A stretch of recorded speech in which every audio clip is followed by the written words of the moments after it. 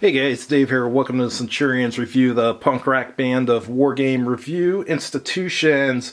Tomorrow, Len and I will be trying this game out, 221B Baker Street, but before then, since this is still in the factory shrink wrap and there's not too many copies of this anymore that are unused, I wanted to show you guys the components here. So let's open it up and take a look.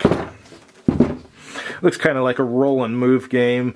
I wonder if this is like Clue or what. I really like Sherlock Holmes. I've read, as far as I know, I've read all of his stories over the years. And then I've also read some from later authors who just continued the series after the copyright expired on it. Alright, each player assumes the role of Holmes and matches wits with the other players to determine who possesses the most skilled deductive powers. The first player to figure out the correct answers to a particular mystery or crime return to 221B and announce the solution as the winner. 221B is where the Sherlock Holmes office was in London. Alright, let's open this up and see what's in here now. Alright, here's the rules.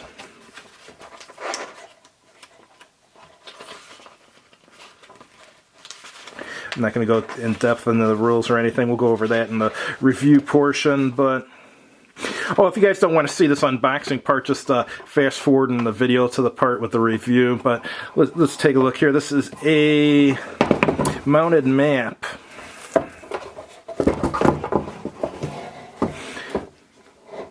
Let's see what we have here. We got a locksmith, a newspaper shop, museum. Here's Sherlock Holmes headquarters, Boar's Head Inn. Pawnbroker, tobaccoist, carriage depot, and it's apothecary. Interesting.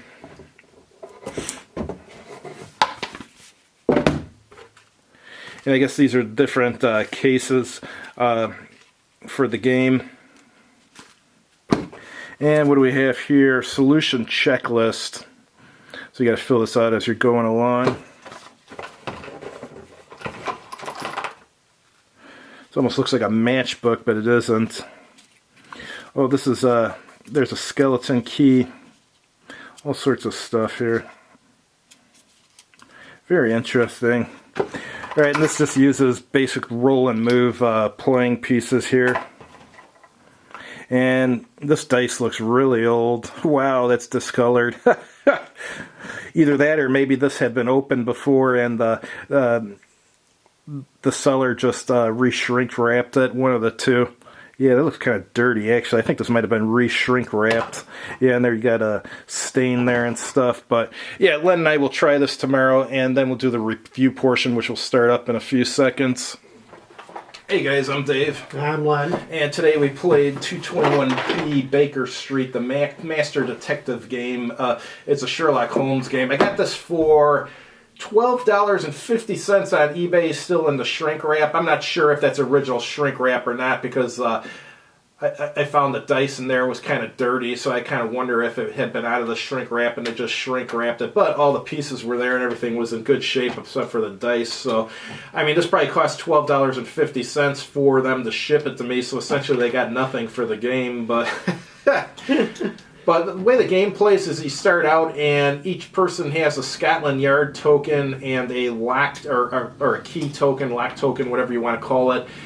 And you go around the board and you want to visit all these different areas like the tobaccoist or the play or the dock or whatever. When you get there, you get a clue and you write it down. And if you enter an area and you don't want the other guy to get that clue, then you'll put down like a lock key there, and you can only remove the lock key if he has a Scotland Yard token.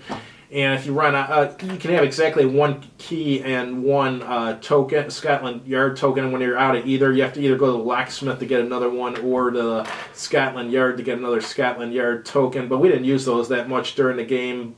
But yeah, you're going around as a roll and move game essentially, and rolling just one dice was taking too long to move around, so we decided just to roll two dice whenever you move, and the game was much better rolling two dice than rolling one. It went faster and stuff, and the clues, some of them you'll get like a no clue, some of them will be something totally unrelated, which will throw you off, or you may get a clue that's actually useful. So once you've been to most of the spaces, you'll probably decide to go back to 221B Baker Street, and then you'll say who the killer, the weapon, and the motive were. I got it right. I wasn't sure about the killer. I just kind of guessed, and I got it right, so I ended up winning. What'd you think of this game? You had visited all the spaces, too, so you were on your way back to 221B, too, right? Yeah. Yeah, because, well, it's a cute story. Actually, it seems like it's a solo game that everybody's playing it by themselves, because I couldn't do anything like bump you off. Well, I mean, you can lock areas to keep me out. That's about the only interaction you have with me. The problem I had with that was that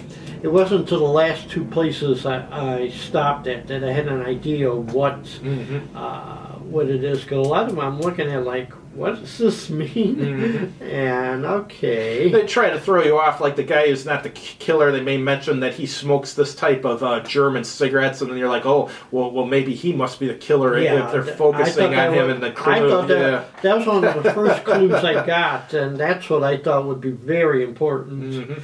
And actually, it ended up being a decoy. And I think I had the expert on manuscripts as being the killer. So, but you had the other guy, and there were clues to him, and you were right. Yeah, I think the guy I had was the actor or whatever who was in the play theater or whatever when that dude got murdered. Essentially what was going on is there's some Moroccan guy with a Bible, and he was found stabbed in a play, and then they mentioned who the people were in the play and who he was with and stuff, and that's how the story starts. So, if I recall correctly, the solution, the little diatribe it gave with it basically said that they were after the manuscript he had. The Bible wasn't the Bible, basically. There was a manuscript in there they wanted, and so that's why they killed him and stuff. Yeah. But yeah, I was thinking if I play it again, I'd take a piece of paper, write down more of the clues. Yeah. Yeah, because they give you a little thing like this. And one of these things here where you keep track of the clues and stuff. Or maybe right on the back of it. There's not enough room for all of them. I had to do some abbreviations. So I almost felt like going back and rechecking some of the clues. But yeah, this wasn't bad. I mean, I like Sherlock Holmes. As far as I know, I've read all the Sherlock Holmes stories written by Sir Arthur Conan Doyle, and then I've read some of the stories written by people in modern times. Now that there's no copyright on the Sherlock Holmes stories, anyone can write a Sherlock Holmes story if they want. So some of these new ones that people come out with are actually quite good. I got these two books, and they're like 6 Sherlock Holmes stories in each, and all the stories were good, so that's good. Yeah. And they really had the theme of the original books, but yeah, I like this game. This isn't bad. This is not something you're going to play all the time, but if you're looking for something a little bit different, it's fun and it's interesting that you have like a specific. Everyone's got the same goal, and you're getting these clues. Some are helpful, some are not, and you just got to kind of figure out from them what the solution is. So yeah, I thought this wasn't bad at all. It's definitely worth the $12.50 I paid for it. Would you recommend this? Yeah, I'm about to say if you need a break from complicated war games, this is this is definitely not for the little kids. It's not a beginner game, but it also helps. You have to have some kind of knowledge of the times and the area. So. Even though I was totally baffled, they couldn't figure out how he was killed. Gee, sword? I mean, somehow they must have smuggled the sword into the movie theater. So. Well, no, it's just like, okay, they should have got something like, okay, it looked like somebody used a sword or a knife. Well, the clue they had to tell you that it was a sword is, what was that? Hold on. Lived by the sword. He who lives by the blank dies by the blank or something. Yeah. And so, I mean, that's pretty obvious with that clue that the weapon was a sword. So. But that's all we got for this week. I'm not sure what game for next week. I'm sure it will be a war game, though. Have a good one. You too.